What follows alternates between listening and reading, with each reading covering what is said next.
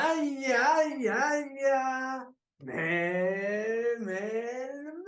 Melor. Hoy que estamos en una nueva sesión en la segunda temporada en correspondencia con Tolkien y tocan cartas picantitas, picantitas, de la 210 a la 213, ¿correcto? A cargo de Blanca Santos, vicepresidentísima de la Sociedad Tolkien Peruana. Y como siempre, dándonos una cachetada a todos, trayendo unas PPTs excelentes, maravillosas y súper preparadas. Así que nada, Blanca, adelante, que las cartas de hoy tienen juguito y juguito picantito. Adelante, Blanca. ¿Cómo están, chicos? Buenas noches. Gracias, Javier. Listo.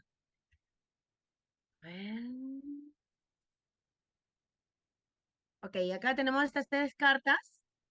A Forrest Ackerman, a Rona Bear, un borrador que no se llegó a enviar, pero que tiene información importante, que es la continuación del anterior, y que tiene una particularidad, que esta carta 122 está publicada por la Tolkien Society, no ni siquiera en la 121, sino justamente esta 122.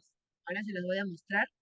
Y una última pequeña, pero importante en contenido, a Deborah Webster, que es una académica de Estados Unidos.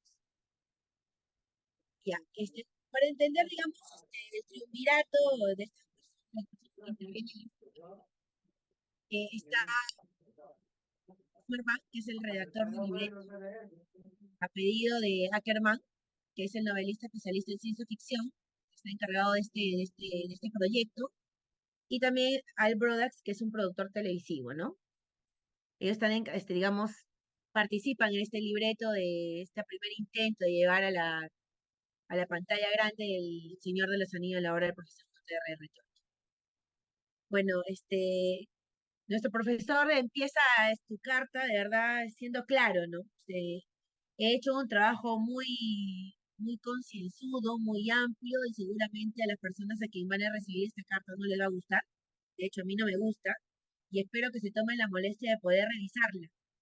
Se siente la inconformidad, se siente, como yo le decía al inicio de la reunión, la indignación, porque siente que no está a la altura de lo que él pretende o que se respete digamos, la esencia de la obra, ¿no? Entonces, considera que la obra pues ha sido tratada con descuido, imprudencia, e incluso muestran signos de poco respeto para lo que puede y debe significar una obra como El Señor de los Anillos, ¿no? Em,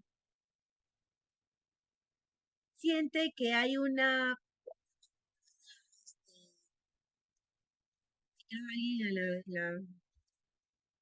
la sal, hay una marcada tendencia a la exageración y la introducción de material impropio que lo que haría con eso es ensuciar digamos, el contenido y la esencia y el mensaje que se pretende con la obra, ¿no? Él cuenta que incluso encuentra un castillo de hadas y águilas mágicas y sonidos como si fuera una varita mágica de esos cuentos de hadas que no tienen nada que ver con lo que se requiere entender en la esencia de la obra, ¿no? Eh, Luces azules, y bueno, también entiende que hay una marcada preferencia por las peleas y siente que la médula, la columna vertebral de esta historia, este cuento, que es el viaje de los portadores del anillo, prácticamente, entre comillas, ha sido asesinada, ¿no? Eso para él es imperdonable, ¿no? Eh, hace referencia, hace referencia a que por qué se incluyen banderas, siente yo siento particularmente, porque yo le decía mucho a los chicos, me he puesto mucho en la piel del profesor, ¿no? Y he sentido, ha llegado hasta a mí esa indignación, ¿no? Entonces, siente que no se le trata con un debido respeto a Gandalf, ¿no? Que dice, ¿por qué Gandalf farfulla en este libreto, ¿no? Eh, es una persona elevada y de noble autoridad y de gran dignidad. Esto no debe jamás olvidarse en esta propuesta que me hacen llegar, ¿no? También, no. no está de acuerdo con la representación de las águilas en la historia, porque él dice que las águilas, en realidad son una máquina peligrosa, porque es su papel en la obra es importante y como están presentadas prácticamente esto estropea la narración, ¿no? Eh, Dice que Radagast no es un nombre de águila, sino de un mago extremos, ¿no? Extremos completamente alucinantes, ¿no? También dice que no se maneja de manera adecuada el tiempo en esta narración, en esta propuesta que le dan a él el libreto, porque pasa muy rápido de un tiempo a otro, no se respetan las estaciones. Él dice, es una obra que tiene una lógica de tiempo, ese tiempo se debe respetar. Eh, Incluso dice, se desarrolla entre el 22 de septiembre y el 25 de marzo del siguiente año, ¿no? Y hace enunciados temporales definidos completamente contradictorios al libro, y que no reflejan lo que él quisiera que sea, ¿no? Eh, las estaciones, dice, son cuidadosamente observadas en el original y hay una contradicción del tiempo y en el espacio que prácticamente destruye toda la esencia, ¿no? Luego también dice que es importante recordar que El Señor de los Anillos se desarrolla en la obra, se desarrolla en un hemisferio norte de la Tierra, y las millas son millas, y los días son días, y el clima es el clima, y no se respeta, ¿no? No se respeta, no se describen los paisajes y el clima adecuadamente. Ese toque que como nosotros sabemos que hemos leído la obra, el profesor se toma su tiempo, se toma su espacio, nos cuenta a modo de detalle, que son cosas que a veces el lector que agarra los libros por primera vez le carga, le dice, oye, dice así mismo, porque he escuchado también comentarios de amigos que han leído por primera vez, qué denso esa parte, pero todo tiene un porqué, ¿no? Entonces, el profesor siente que eso no deja de ser en este libreto importante cuando para él es realmente básico tenerlo, ¿no? Entonces, hace, por ejemplo, dice, Tom Bombadil está totalmente representado de manera errada, lo mismo con Valla de Oro, e incluso dice, si vas a presentar así a Valla de Oro un personaje tan importante, mejor elimínala completamente de la obra, ¿no? Eh, no es, Tom Bombadil no es propietario de los bosques, así como también dice, Zebadía Mantecona, que es el tabernero, no le pide a Frodo que se registre, eso no existe, ¿no? Eh, También dice, no sales de noche a buscar el peligro. No haría eso Aragorn, no haría eso Trancos, ¿no? Y habla mucho de lo que representa los jinetes negros, ¿no? El peligro con que amenazan es casi por entero consecuencia del miedo irracional que ellos inspiran. Están hablando de los jinetes negros, ¿no? Como los fantasmas, que tú tienes un medio irracional, ¿no? No tienen poder físico contra intrépidos, pero lo que tienen es el miedo que inspiran y que se acrecienta enormemente en la oscuridad. Da esa explicación como para que la persona que lee el comentario entienda, digamos, ese rol de esos jinetes negros y qué representarían en los corazones de las personas, ¿no? O de los personajes que están participando, ¿no? Eh, Dice, si bien el rey brujo es más poderoso respecto a los demás, aún no se le presenta de un modo tan emblemático, tan poderoso como sí sería en el tercer libro, ¿no? Luego, en los campos de Pelennor, ¿no? Porque luego que Sauron le concede el mando, intrínsecamente le da un poder sobrenatural, una fuerza demoníaca añadida a lo que él ya es, que es un espectro del anillo, ¿no? Habla también sobre Rivendell, que no es un bosque de tono resplandor. También considera desdichada la anticipación de Lorien, que también dice que Lorien no está a la altura visual de la cima de los vientos, de hecho estaba a 100 millas de distancia y escondida en una hondonada. Los que hemos leído la obra lo sabemos. y también no le gusta pues esa reducción innecesaria de la geografía cuando la realidad es completamente distante a lo que se presenta en esta propuesta de proyecto, ¿no? Em, También dice, los jinetes negros no gritan. De hecho, su silencio es justamente lo más aterrador que puede existir, ¿no?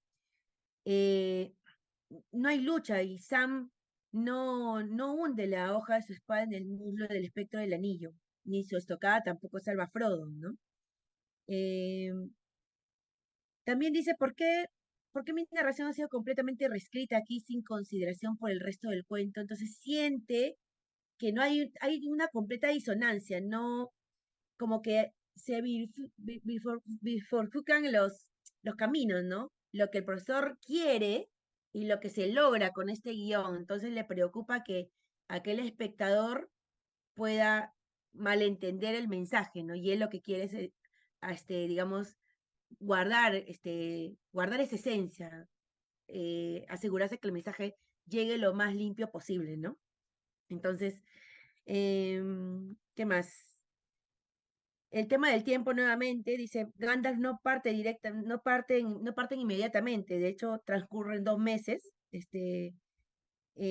sobre el tiempo y el apresurarse. Eh, las águilas siente que se manosea los términos y la presencia de estos personajes importantes en la obra totalmente de manera inaceptable. ¿No? Ok. Eh, Nuevamente incide en la diferencia de cómo se maneja el tiempo y el espacio. Habla un poco también sobre los orcos, ¿no? Y hace una aclaración, no son una forma de aux. Eh, la obra dice claramente que son exactamente la corrupción de la forma humana que se ve en los elfos y en los hombres. Son anchos, bajos, de nariz aplastada, piel amarillenta, con la boca grande y los ojos ovíquidos. De hecho, versiones desagradables y repulsivas. Eh, Habla también del Balrog, que no emite ningún sonido verbal en absoluto, ¿no? Eso es lo que lo deja claro, y menos se ríe y se mofa, ¿no? Eh, Puede ser que el señor Z, que en este caso es Zimmerman, puede que sepa más de los Balrogs que yo, que él, ¿no? O sea, pero no puede esperar que esté de acuerdo, ¿no? Eh, También habla de la casa de Galadriel, ¿ok? Una reina de los elfos que de hecho él dice no lo es. Y describe un poco el lugar, su castillo, y de hecho él dice, ¿habrá en un momento el señor Z conceder un respeto a mi texto cuando al menos a las descripciones que son evidentemente fundamentales para el tono general y el estilo de mi libro? Entonces él, en todo el trayecto de la carta, tiene esa preocupación, ¿no? Esa preocupación de que la esencia, de alguna manera, se vea reflejada en la propuesta que él espera ver, ¿no? Por eso que los hace trizas, pues, ¿no? Em, Otra cosa que también dice que me parece importante resaltar, a ver, vamos a ver, sigamos, me estoy quedando, es sobre la tentación de Galadriel. Digamos, este capítulo importante no está, y él sí dice, la desaparición de la tentación de Galadriel es significativa. Prácticamente todo lo que tiene contenido moral ha desaparecido de la hipnosis. Y nosotros sabemos que el mensaje del profesor, esa forma, ese fondo, de hecho es lo más valioso que hay. Entonces es por eso que él reacciona así, ¿no? Habla también sobre el tema del ENVAS y, y ese peligro de la cientificación de este, alimento, ¿no? Que en la práctica te ayuda, te da fuerzas, te da energías, te da esperanza. Y acá lo que se dice es o que lo que se pretende es que busquemos esta razón científica para poder demostrar que este alimento podría darle más calorías y vitaminas y fuerzas al viajero, ¿no? Nada que ver, pues, ¿no? Nada que ver con lo que el profesor desea digamos, transmitirnos, ¿no? Eh, bueno, ¿qué más?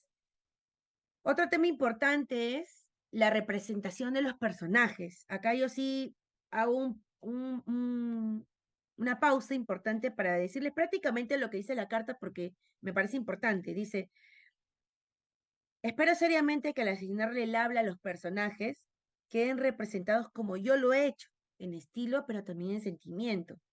La perversión de los personajes perversión del personaje me enfadaría mucho más, como ya me enfada ya lo que he visto, que el deterioro de la trama y el mensaje y el paisaje en sí.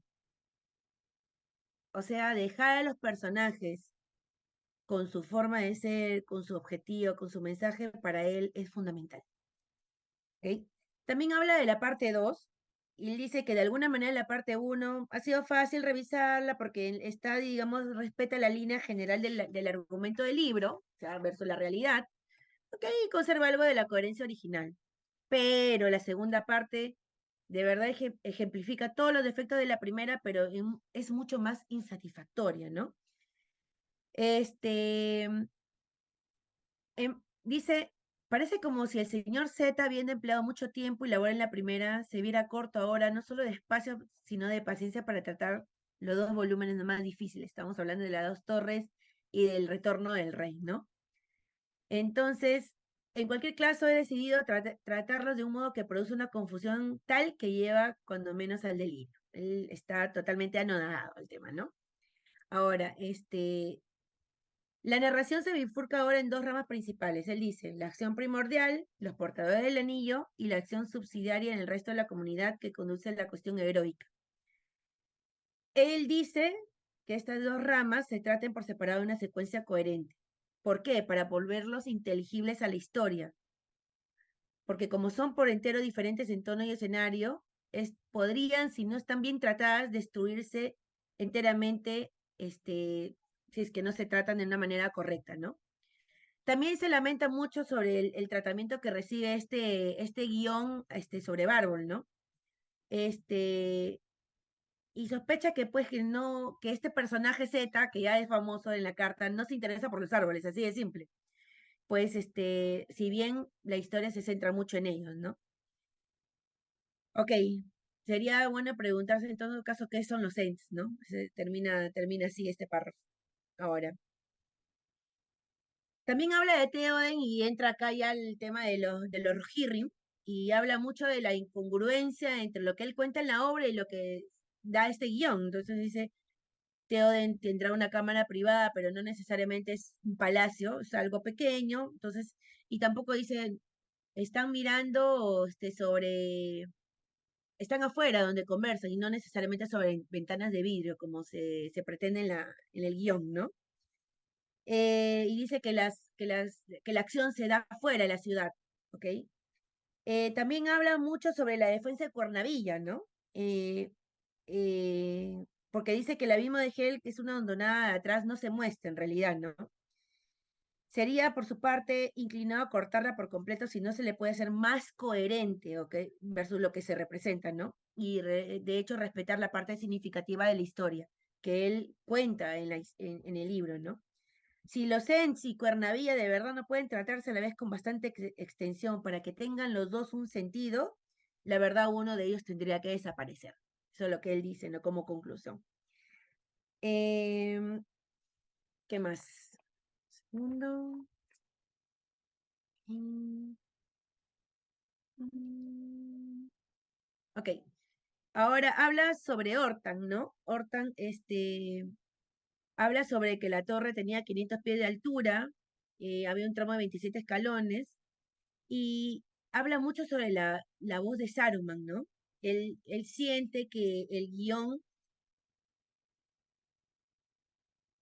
hace que la gente pudiese entender que la voz de Saruman era hipnótica, cuando lo que trata de comunicar la obra del profesor es que la voz de Saruman era persuasiva, ¿no? Y explica, los que lo escuchaban no corrían peligro de caer en un trance, como si fuera una hipnosis, ¿no? De hecho, sino de ponerse de acuerdo con sus argumentos, los de Saruman, aún estando plenamente despiertos, que ese era realmente el peligro más grande de Saruman, ¿no? Siempre tenía uno la posibilidad, de hecho, por libre voluntad y razonamiento, de rechazar tanto su voz mientras hablaba como las impresiones posteriores que producía. Saruman corrompía la capacidad de razonamiento. Entonces, eso para él, de hecho, lo presenta de una forma clara para que no quede ninguna duda, ¿no? Luego, también es importante esto, de hecho, habla sobre Gandalf, cuando Saruman se desploma bajo el peso de la excomunión, tendría que decir algo como, puesto que no vendrás en nuestra ayuda aquí en Northan, te quedarás hasta que te pudras, Saruman, y que los Elf cuide de él. También habla sobre, termina la carta ya, sí, sobre la tercera parte, donde dice que la tercera parte es totalmente inaceptable, como totalidad y en todos sus detalles, o sea, ya a todo nivel. Si su intención es servir de notas para la programación de la 1 y la 2, completarse deben hacerse coincidir con el libro y corregir las gruesas alteraciones que éste ha sufrido, hecha así a rajatabla. Si su propósito es representar solo una especie de breve final, lo que puedo decir es que el Señor de los Anillos no puede ser manoseado de este modo. Esa es la carta 210. No sé si hay algún comentario ahí. De verdad es indignante. ¿Eh? No sé si hay alguien que quiera Estaría, estaría la mar de interesante aplicar cada una de estas críticas de Tolkien al guión de Zimmerman, aplicarlo a la trilogía de Peter Jackson. también hacer un símil. Sí, sería súper interesante porque tú ves, por ejemplo, a ver, hay mucha crítica respecto de la tentación de Galadriel, ¿bien? Que en la película es, o sea, que se pone verde, se pone como si fuera una especie de negativo y tal. Ok, vale. ¿No será porque Peter Jackson ha visto que para Tolkien es importantísimo que eso aparezca y entonces hacerlo magnífico y grandilocuente? O muchas otras cosas así, ¿no? O sea, hay otras cosas que le han dado igual. Por ejemplo, Tolkien claramente dice que en las dos torres la división de la comunidad se narre cinematográficamente toda la historia de Frodo y luego toda la historia de El resto de la los... comunidad. Exacto. Cosa que, claro, también hay que entender que no era igual el cine en 1958 que en nuestra época, donde ya pues los múltiples argumentos en una película y demás, estaba eso ya bastante tratado, ¿no? Pero, por ejemplo, yo creo que en esos dos elementos sería cosa interesante ir viendo elemento a elemento a ver si se ha respetado luego con Peter Jackson. Pero hay un claro ejemplo de te he leído y no te hago caso, que es lo de ir alternando la historia que Peter Jackson hace. Y en la otra es, el otro caso también paradigmático es el de Galadriel, ¿no? Que Zimmerman hace, o sea, simplemente la tentación de Galadriel y luego Peter Jackson se va al extremo opuesto, ¿no? Donde la tentación de Galadriel poco más y es, no sé, es como ya un evento cósmico, Es tu que parte está favorita, ¿no? chévere. Sí, la Ah, verdad. Sí, la verdad.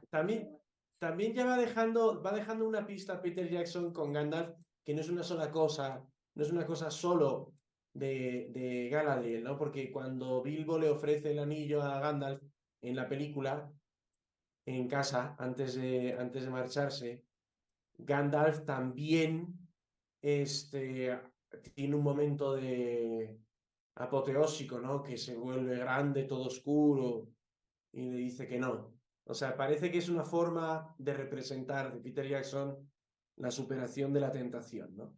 Pero en cambio, cuando se lo ofrece a Aragorn y Aragorn solo le cierra la mano, ahí no. Así que bueno, hay diferentes criterios, pero sería muy interesante analizar. Creo que de ahí se agarró Peter para decir, Tokio hubiera preferido que borre a Tom Bombadil, así que borrado está. Tal No, cual, y tal creo que cual. leyó esta carta, y creo que leyó esta carta porque sí puso la tentación de Galadriel. De todas maneras, y la parte de Weathertop también cuando están llegando los espectros, ahí también lo veo que Peter Jackson dijo, esto sí lo voy a agarrar. pero como que me da la impresión de que lo mismo les pasa a todos los que hacen, y sobre todo Peter Jackson pensando en The Hobbit después, pero igual, como que empiezas, quieres hacerlo bien, todo, pero al final siempre te gana lo que sea que pasa al final Flaqueas. sí, sí, ¿no? Acá hay una parte que él decía, Tolkien, también de la guerra, ¿no? Que si borras esa parte de la guerra, mejor porque así no opacas la siguiente que vas a poner, ¿no? Ah, y en El Señor de los Anillos pasa mucho que en las dos torres es como que la épica, épica, épica, más que incluso en El Retorno del Rey, porque como que esa pelea es súper. A mí no me gusta nada de peleas, pero esa me gusta. No, y de hecho hay una parte al inicio, ¿no? Donde el profesor dice, a ver, ¿dónde está? Que acá la apunté. Acá está. Ha cortado usted, señor Z, parte de la historia de las que depende su característica y su tono peculiar, mostrando una decidida preferencia por las peleas, y no ha intentado seriamente lograr la representación de la médula del cuento de manera adecuada, el viaje de los portadores del anillo. Esa parte también es para pensar, ¿no? O sea, de verdad súper importante. La parte de Lembas también era como que tiene un Claro. sentido más que yo la verdad que no lo Lo había. de Lembas no he tratado de decir mucho porque en la última carta hay una alusión bien importante a las lembas que ahí voy a complementar. Sigue, sigue, sigue. Además Dale. que nosotros conocemos algo que Zimmerman no conocía. También hay que ser buena gente con el pobre Zimmerman. O sea, Zimmerman está en ese momento, le dan y hace lo que puede. Pero nosotros somos súper fans de Tolkien, hemos conocido todo, conocemos todo su imaginario y demás. Ahora, y conocemos también muchas interpretaciones que él hace. Él ha dicho previamente, él ha dicho previamente en otras cartas que la gracia se representa con formas mitológicas y es profundamente mitológico el hecho de que te doy un alimento especial que te da de comer, que te recupera las fuerzas. O sea, eso suena a mitología de todos los tipos. Entonces, eso claramente es uno de estos elementos mitológicos que hacen referencia mucho más a un tema de gracia moral y espiritual que a un asunto exclusivamente de nutrientes, digamos, ¿no? Entonces, la cientificación del envase es una estupidez mayúscula. Claro, para nosotros y para Tolkien, el pobre Zimmerman habrá pegado el grito Habrá en el cielo patinado duro. esta carta, ¿no? Esa es buena pregunta. ¿Cómo habrá reaccionado? Aunque ya tendría una idea porque él ya había hecho unos primeros comentarios como que esto no me está gustando. Ya. Vayamos a la siguiente carta que me parece súper interesante, súper buena. Esa es como para leerla y releerla y sigues aprendiendo.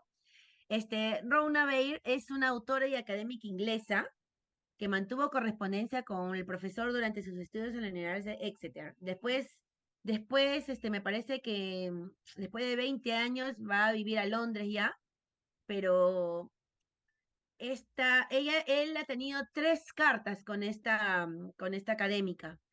Y como les decía, luego vamos a ver la siguiente, que la 212 sí está publicada completa por la Tolkien Society en un sitio especial. Ahora se lo voy a mostrar. Ya, esta 211, eh, a ver,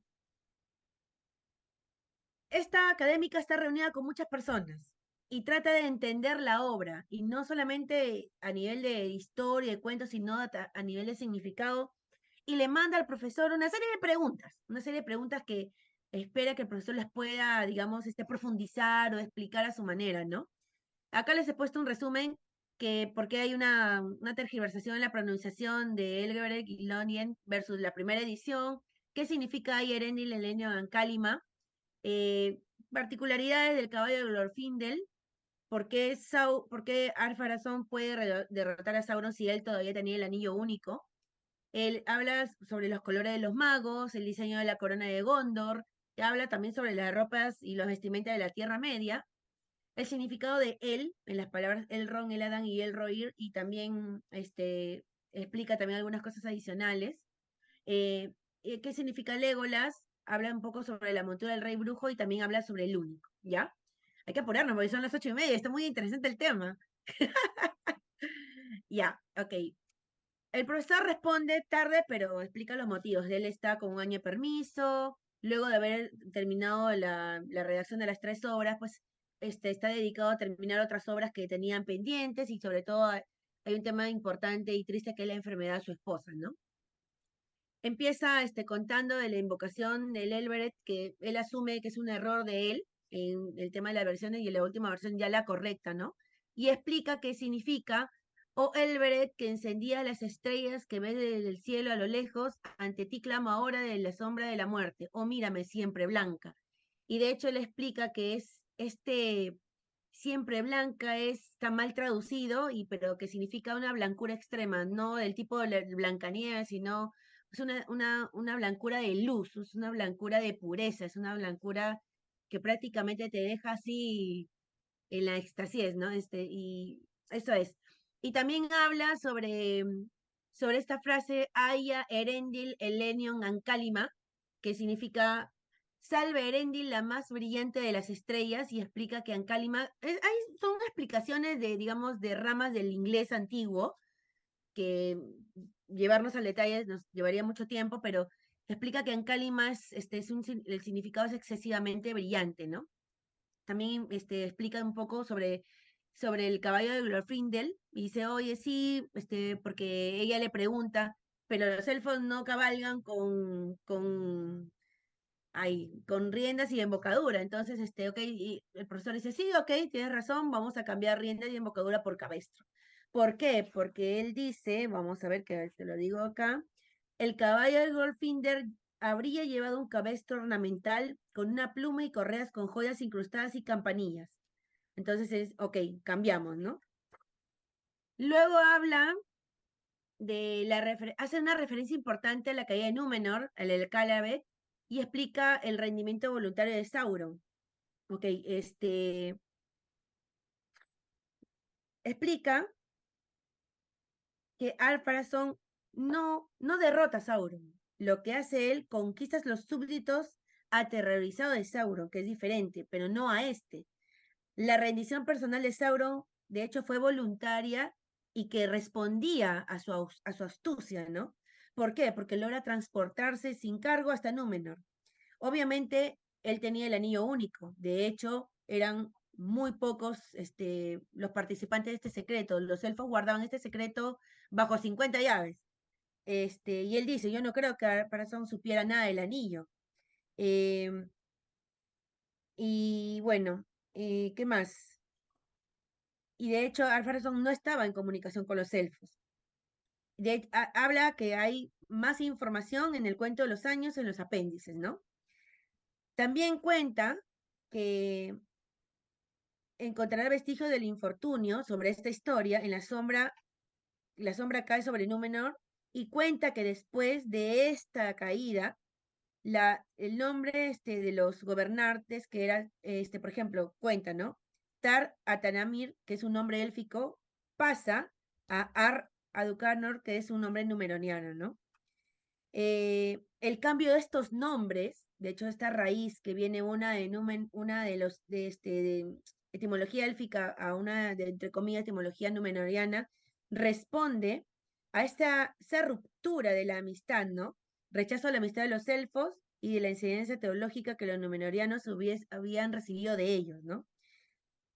Cuenta también que Sauron fue derrotado primero por un milagro y que se considera esta una acción directa de Dios, el creador, que cambia la estructura del mundo cuando fue invocado por Manwë, ¿no? Esto también hace referencia a los apéndices, ¿ok?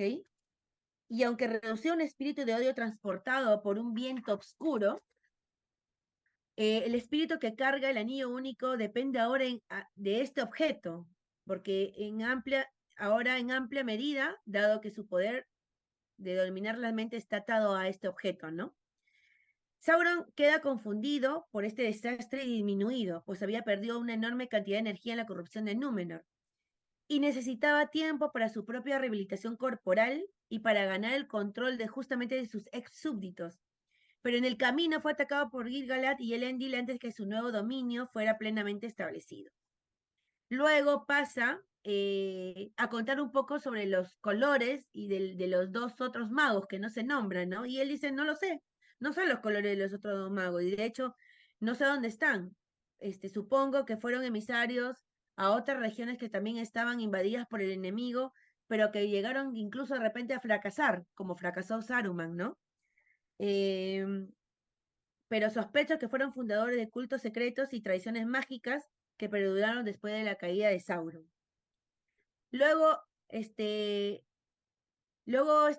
pasa a responder la pregunta sobre la influencia del clima y la herencia y la vestidura de los personajes, de las personas de la raza de las Tierra Media, y dice, visualizo con claridad la precisión del paisaje y los objetos naturales en la obra de Pauline Baynes, que no sé si se acuerdan que es una de las ilustradoras de una versión de Hobbit, sobre esta versión, ilustrado esta obra completa de los 7 libros de las Crónicas de Narnia, sus dibujos son maravillosos.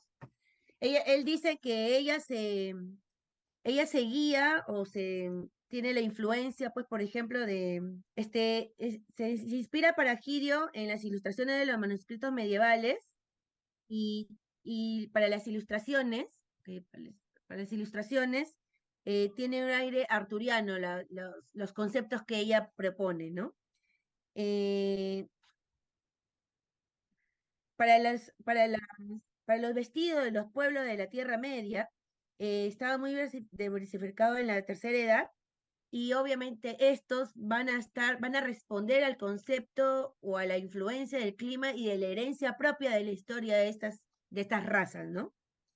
Ok, acá les quiero contar que, por ejemplo, ¿dónde está? Perdón, acá.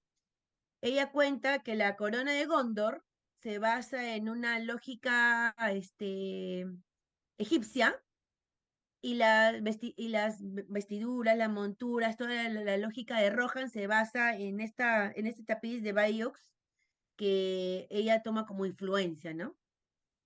Okay. Dice que Rohan no tiene origen medieval, ¿ok? Lo explica, ¿ok? Gondor tiene una influencia egipcia. Entonces, un segundo. ¿Dónde está? De hecho, ¿por qué lo comenta así? Porque los Númenóreanos tienen cosas o mucho símil con los egipcios. Por ejemplo, el amor por lo gigantesco y lo macizo y la capacidad de construirlo. Tiene gran interés por los antepasados y por las tumbas. ¿Ok? Entonces, de ahí viene la explicación al término el, que es difícil separarlo entre el significado estrella y elfo, y cuenta un poco sobre la vuelta del exilio de los Noldor, ¿no? Donde en el Alto Élfico, Elda fue retornado por los elfos grises como Eld. Entonces, que es más que él, que se refiere a los altos elfos exiliados. Sin duda, dice el profesor, podría ser el origen de él en nombres como Elrond, Elros, Eladan y Elroy, ¿no? Y explica todo, es una parte etimológica, ¿no? ¿Qué más? Explica también que Elroy significa caballero élfico, y que Eladan significa señor de los, perdón, elfo númenoriano. También explica que Adán es una forma sindarin del nombre dado a los padres de los hombres, y de hecho ahí vienen los miembros de las 3 casas de los amigos de los elfos, cuyos sobrevivientes después se convirtieron en los Númenóreanos o los Dúnedain, que significan amigos de los elfos, ¿no? También cuenta que Legolas significa hoja verde, y, bueno, sí, hoja verde, y sobre la cabalgadura del brujo, del rey brujo, cree que es una montura de tipo pterodáctila, pero debe mucho a la nueva mitología y su descripción para poder dar pie a la creencia que se trataba del último sobreviviente de las eras geológicas más antiguas, ¿no? Sobre la pregunta 5, que habla sobre el único, habla sobre Elberet y Barda como la señora de las estrellas y encumbrada. Dice que se refiere a la misma persona, y Manwë, señor ser bendito, era el señor de los Valar. y por tanto el rey mayor de Arda, donde Arda es el reino. Explica que Ea es la tierra, donde se desarrolla toda la historia, y también en el mito cosmogónico se dice que Manwë era el hermano de Melkor. Eran coevos y de la misma potencia en la mente del creador. Toda esta explicación es para poder identificar al único, ¿no? Al único, al Dios, al omnipotente, ¿no? Explica también que Melkor se convierte en el rebelde y el diabolos de este cuento, de esta historia, ¿no? Y que se disputa el reino de Arda con Manwë. Y también explica que la otra palabra por la cual se le conoce a Melkor es Morgoth, ¿no? En la lengua de los elfos grises. Y dice que el único no habita físicamente en ninguna parte de Ea. Eso lo deja claro, ¿no? ¿Qué más? Él dice que ha construido deliberadamente un tiempo imaginario donde el espacio ha mantenido los pies, si bien ha tenido esta libertad de crear toda esta historia, él ha mantenido los pies sobre su propia tierra, ¿no? Lo prefiere a la moda contemporánea de buscar globos remotos en el espacio. Él dice que la Tierra Media, entre paréntesis, no es de su propia invención, él la aclara, ¿no? De hecho, es una modernización o alteración de un término de un inglés antiguo es oikoumene, porque media, porque se le concebía vagamente situada en el medio de los mares circundantes y según la imaginación nórdica lo aclara, entre el hielo del norte y el fuego del sur. De hecho, muchos críticos parecen suponer que la Tierra Media está situada en otro planeta y que cuando él lo que quiere de alguna manera representar es la propia historia, ¿no? Em,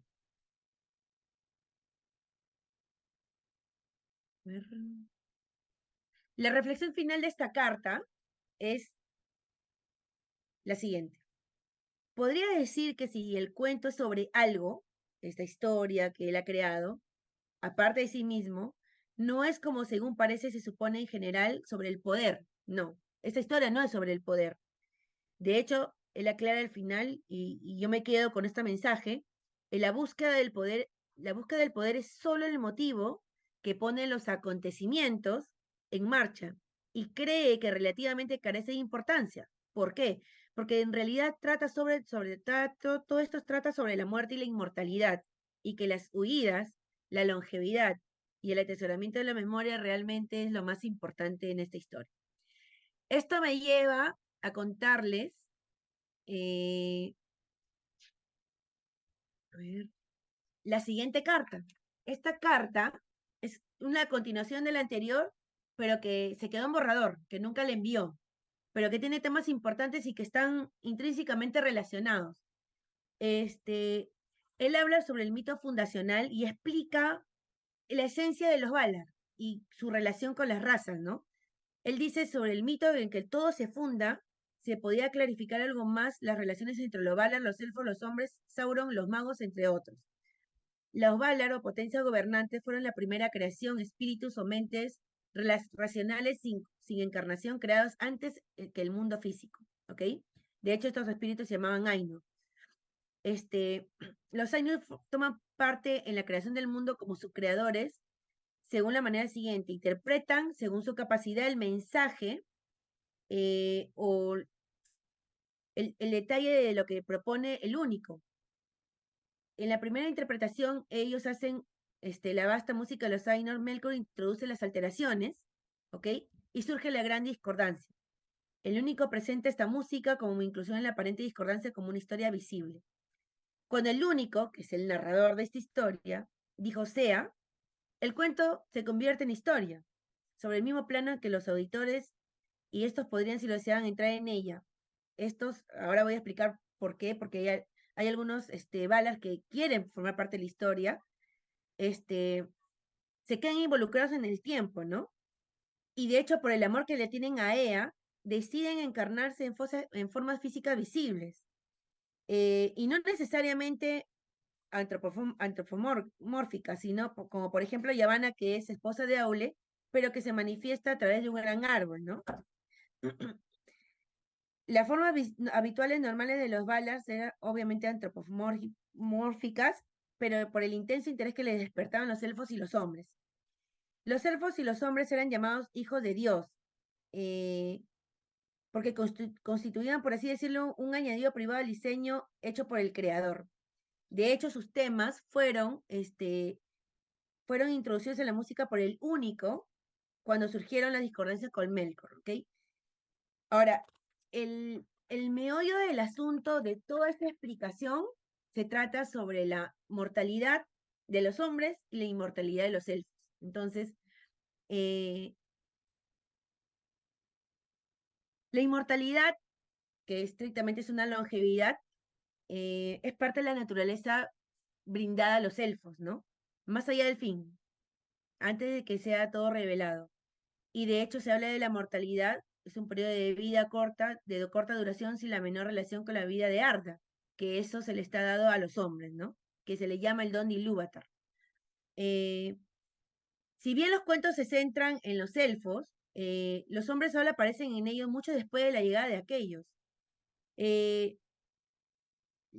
Ya desde de la perspectiva élfica, y no necesariamente tiene algo que ver, obviamente, en pro o en contra de las creencias, como por ejemplo la cristiana,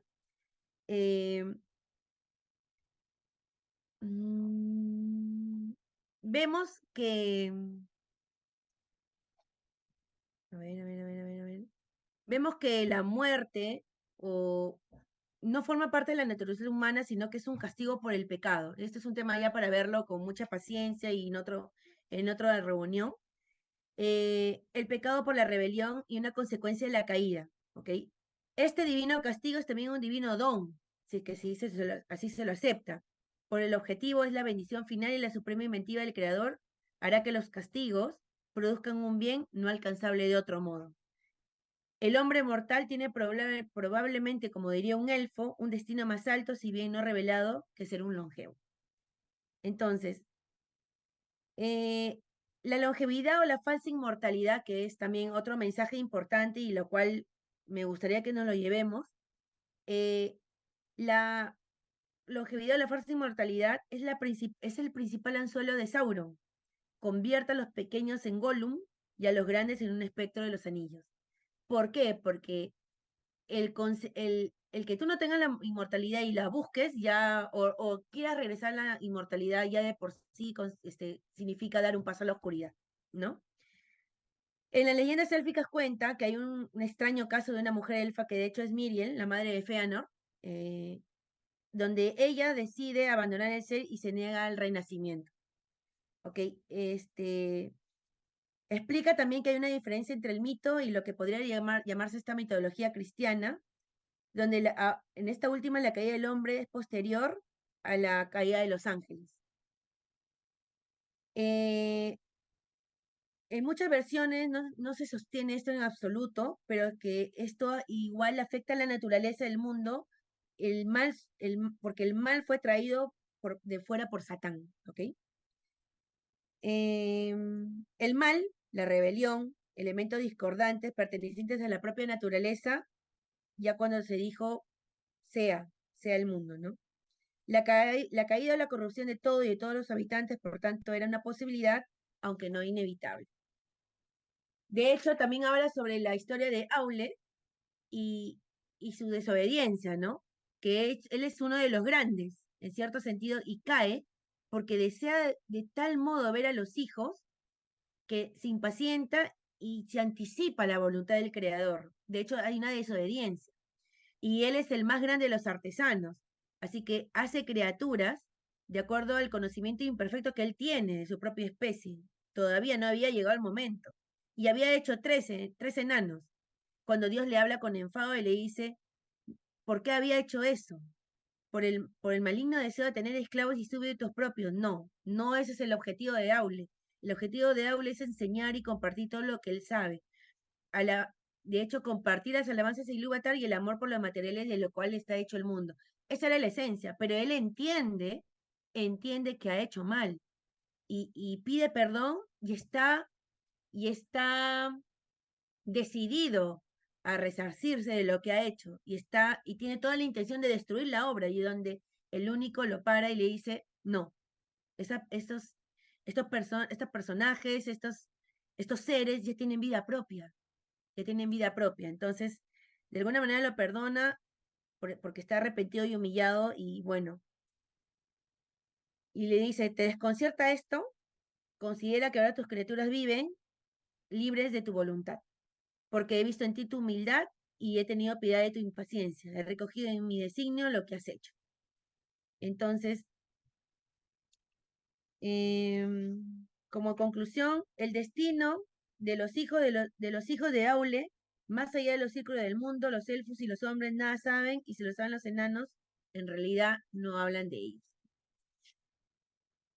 Esa es la carta 212 y quiero un ratito terminar la presentación porque quiero mostrarles esto de acá. Un segundo. Ya. Voy a compartir.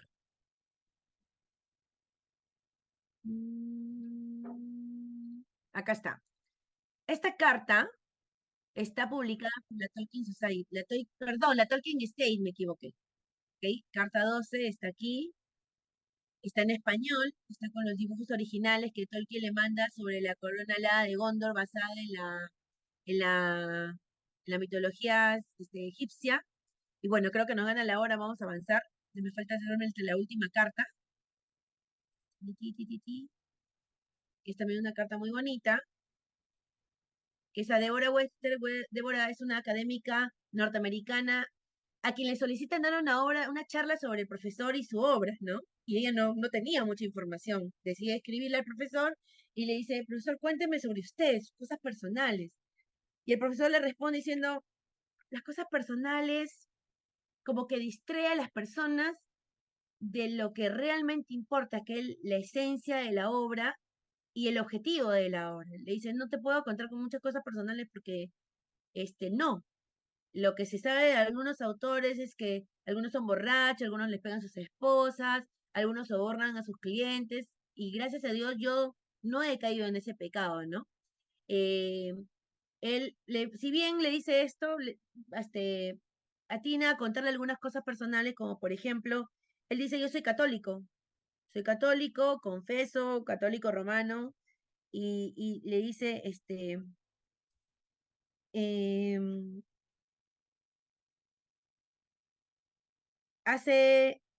explica, ¿no? Que, que la obra de por sí, las invocaciones que hace el Beret y el personaje de Ladriel, o tal como está escrito directamente, hace alusión, tiene una clara relación con la devoción católica que tiene él por la Virgen María, ¿no? También otro tema muy importante, y ahí donde yo retomo lo de la primera parte, que hace una clara referencia entre el pan de lembas y la Eucaristía.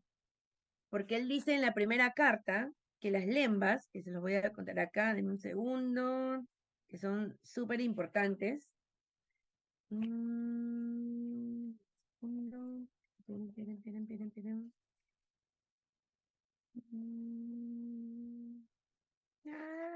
puede ser.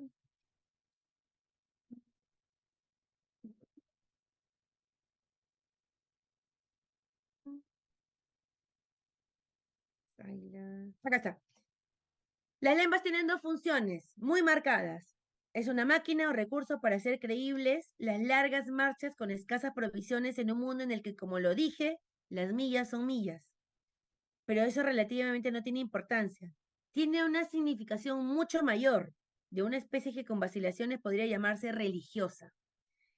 Esto se vuelve manifiesto más tarde, especialmente en el capítulo llamado El Monte del Destino. Ok, entonces, ¿qué dice? Las lembas es un símil a un viático y a la referencia clara de que nutría la voluntad. Y esto es más potente cuando se hacen ayunas derivado de la Eucaristía. Esto es, cosas mucho más grandes pueden dar color a una mente cuando trata de los detalles menores de un cuento de hadas. También cuenta sobre su amor por las lenguas, le disgusta mucho el francés, prefiere el español al italiano, y de hecho su gusto por las lenguas que evidentemente es un importante ingrediente del Señor de los Anillos, no sería fácil de desenredar y dejaría intacto el gusto o el disgusto que usted pudiera tener por los nombres y los fragmentos del lenguaje de mi libro. Detesta la cocina francesa y se considera un hobbit. De hecho, le gustan los jardines, los árboles y las granjas no mecanizadas, que fuma en pipa y le agrada la buena comida sencilla. Duerme mucho, se acuesta tarde y se levanta tarde, y cuando es posible viaja mucho. Le encanta Gales y especialmente la lengua galesa, y va con frecuencia a Irlanda, pues le agrada y le gusta. Le gusta mucho su gente, pero la lengua irlandesa le resulta del todo desagradable. Y con eso termina la carta 213. Estupendo, Blanca, excelente. Te han tocado unas cartas de verdad magníficas. Quiero contarles algo, ¿ya? Antes que estuve investigando porque lo hice durante la semana porque por la chamba pues es complicado y me llevé una grata sorpresa. Nosotros en la Sociedad de Tolkien hace muchos años teníamos a un integrante que su nombre es José Pariona y su nombre tolkienil es Anatar Mormegil. Y él hizo un compendio de todas, o de, digamos, de muchos de los libros o párrafos o estudios del profesor que hablaba sobre la muerte y el papel que desempeña en la obra del profesor. Quiero solamente mostrárselo, se lo voy a pasar acá para que lo tengan. Y está publicado en la web, solamente que mira, han pasado tantos años que la verdad se me había pasado por completo que lo había escrito, porque yo lo he leído. Acá está, y miren, que se lo voy a mostrar. Déjeme compartir. Acá está. Entonces, miren, editorial. La verdad no tiene la fecha, pero estoy menos de 10 años, menos de 10 años no tiene mucho más. Sobre la muerte y el papel que desempeña en la obra de J.R.R. Tolkien, ¿no? A manera de homenaje por el aniversario del fallecimiento de nuestro querido profesor. Todos los que me conocen saben bien que tengo quizá un modo extraño de tomar el tema de la muerte, así como la actitud que tengo frente a ella. Es más, es algo sobre lo que continuamente ando reflexionando y que muchas veces se cuela entre las conversaciones que mantengo con mis amigos más allegados, cosa que de vez en cuando me ha resultado problemático, ya que la gran mayoría tiende a tomar el tema. Entonces, cuando tengan tiempo, léanlo. Es muy buena. Cuando la leímos nos quedamos así, wow, porque se tomó un súper trabajo de investigación, revisarlo, mirarlo y bueno. Y él termina, muchas gracias, profesor Tolkien, espéranos al amparo de los Valar, Anatar Mormegil. Entonces, cuando puedan leerlo, porque sí vale la pena y es un éxito grande, porque ojalá que en algún momento pueda regresar. Gracias, chicos. Gracias, Blanca. Gracias, Blanca. Buenísimo, buenísimo. Y bueno, Tolkien le da toda la razón diciendo él explícitamente que la obra trata sobre la muerte más que sobre cualquier otro tema. Genial.